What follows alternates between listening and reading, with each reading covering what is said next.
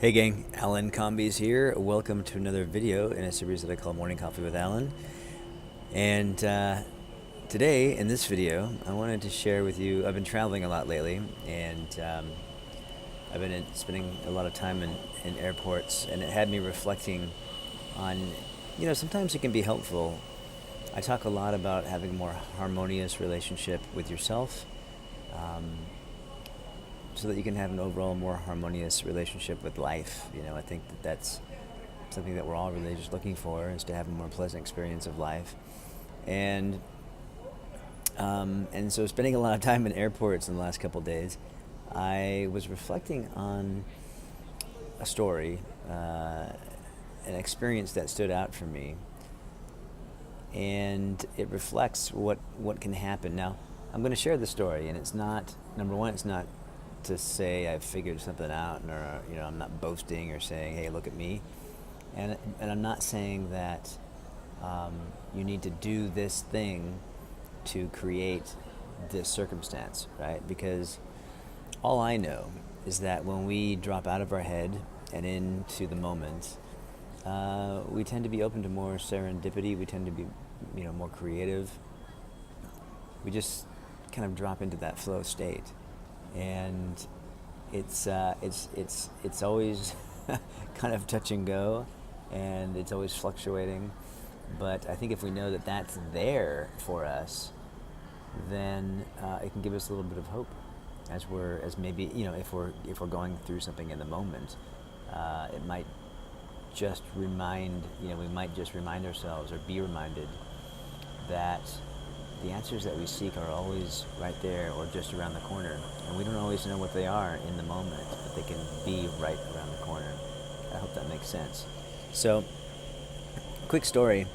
Again, this I was reminded of this because I'm practically living in airports right now, just for the last 24 hours. So we're traveling to see family, and we bought tickets last minute, and they were a great price, but it was a major layover overseas in an airport, so that's why you hear all this airport noise. I try to duck out of the way, but so this is another airport story. So I was actually traveling, I believe it was actually from Oklahoma City, and I had a layover in Dallas. I was heading back to Los Angeles, and I remember on the plane, before we even took off from Oklahoma City, there was a major delay. There was a mechanical problem on the plane, and then I was sitting next to some poor parents with their little boy who had to get his diaper changed, and the plane was hot, and when she went back to get the diaper changed, the door of the bathroom fell off, and so that delayed the flight even more, and then people were getting angry at her, and then her husband was getting angry. And I remember thinking to myself, like, oh wow, this could get out of hand, and I could tell the emotion in me was starting to percolate. First of all, I'm thinking, God, with every minute that ticks by, my chances of catching my connecting flight are diminishing. So my point is, often when I work with people in session, one of the things that I've taught myself to do, and I teach my clients to do, is to really check in with themselves and notice what they're feeling in the moment, right? Notice what they're feeling in the moment. Because if they're feeling overwhelmed, anxious, confused, not sure where to go next, afraid, they're either getting swept away by their client's story, or they're getting preoccupied with insecure thinking, their own insecure thinking. I hope you guys can hear me okay. So for me, it's very easy to do that in a session, because I'm sort of in that environment and I know what I'm looking to do. Well, life is one big session, isn't it? And so when I was in that airport, it just occurred to me that I couldn't really do much of anything except remain calm. And so when I noticed those feelings coming up, I noticed them and didn't get carried away with them, and didn't try to fight them either. I just sort of allowed them to pass through, did a little mental tapping, and just allowed them to move through me, and in so doing, remain calm. And at one point, I leaned over to the father, who was getting very heated, and I just gave him some gentle words, which seemed to help. Anyway, finally the plane took off. So it was really, really late, maybe 45 minutes to an hour late. We get there, and I'm thinking, wow, there might be a chance I could actually catch my connecting flight. But I didn't run, I didn't scramble, I didn't knock people down trying to get to my gate, which I'm sure you've seen people do. I calmly walked, and I thought, and at some point I realized, okay, there's no way I'm catching my flight. And so I just started strolling around, and I thought, okay, who can I talk to see what to do next? Found somebody, talked to them, very calm. Noticed there was other people that were kind of going into fits and getting really, really nervous and really scared. All of that stuff. So again, my whole point is I remain calm, and finally she just said, "Go sit at this desk, talk to this person." And I talked to her, and she was busy, but she was on it. She was on that computer, and she was looking for people that, trying to figure out places to put people and all that stuff. And I told her my situation, and she said, "Great, sit down over there." And I said, "Okay." And I sat there, and an hour and a half went by. And there were a couple moments when I thought, did she forget me? And then I just sat back down into that calm place. And at one of the moments I did that, she literally paused, looked over at me, and she said, "I haven't forgot you." And I said, "Okay, great." And then finally she said, "Okay." And she was talking to other people, putting people on flights. She's shuffling people around. But I had very little interaction with her, except, when she would look over at me, and I'd be like, "No problem." And finally she called me up. It was like the last person she called up. And she said, "Hold on." She got her computer. And she said, "Okay, I got you on the next flight going out." I said, "Oh, wow, when does it leave?" She said, 15 minutes. I was like, "Oh, okay, great." She goes, "And I got you a voucher, $400 voucher." I said, "Great." So I made $400, and I basically had maybe an extra hour and a half layover.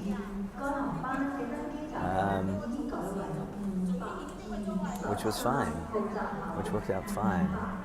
I made money on the deal, right? And so the reason I bring that up, and am I saying that, hey, if you just sort of, drop out of your, if you just tap on your face, you're going to have a magic life?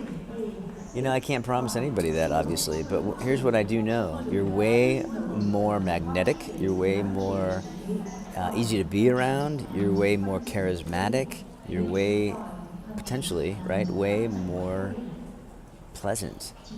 And when you're like that, people appreciate it. It's like a little oasis, especially when they're busy. And sometimes they might not acknowledge it. Sometimes they're so caught up in their own stuff that no matter how calm and chill you are, they may not acknowledge it, but some part of them will. And if you can come from that place more and more, you create a little oasis for people as you move through life, as you go through life. In my humble experience, you don't take everything I say as gospel. I always say, try it on for yourself.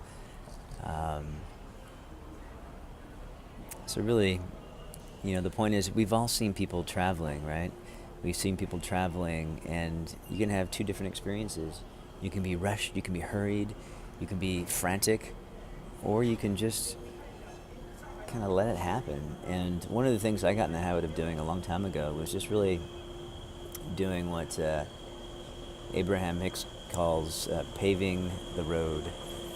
And it's really, I would just set the intention to have a smooth traveling experience.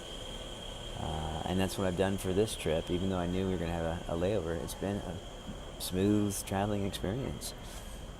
And we're about to hop on another flight and see some relatives. So I'm really excited about it and spend some time with them. So what's my point in all this? I hope I have a point. I am a little sleep deprived and pumped full of caffeine right now. But yeah, so I guess my whole point is calibrate yourself. Check in with yourself. Notice what you're feeling in any given moment. And if you want to improve your relationships, if you want to improve your interactions with people, if you want to improve your experience of life, begin to turn inward. Notice what's going on. Notice what you're feeling.